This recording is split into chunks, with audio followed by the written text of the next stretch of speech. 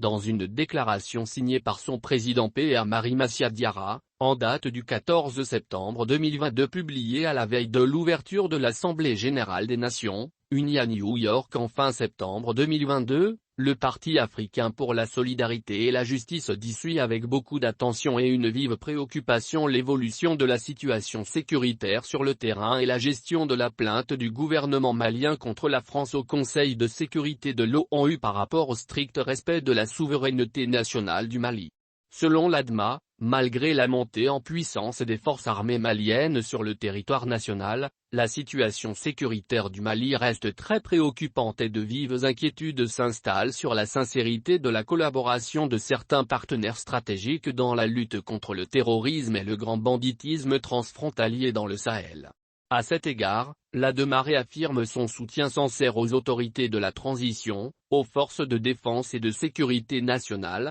tendant à la sauvegarde de l'intégrité du territoire national, au maintien de la forme républicaine et au caractère laïque de l'État, et à l'indépendance du Mali. À cet effet, l'ADMA souhaite une gestion rigoureuse et impartiale de ce dossier par les Nations Unies, en vue de favoriser la paix internationale qui est la raison d'être de notre organisation commune, l'espoir de l'humanité. Toutefois, l'ADMA exprime toute sa gratitude envers la communauté internationale qui a fait preuve d'une solidarité soutenue pour le triomphe de la démocratie et pour sa précieuse contribution à la paix dans notre pays. Enfin, le passage exhorte toutes les forces déployées par l'ONU au Mali à renforcer davantage leur coopération avec les forces armées maliennes pour combattre, de façon plus vigoureuse, le terrorisme qui cause tant de souffrances dans le Sahel, particulièrement au Mali.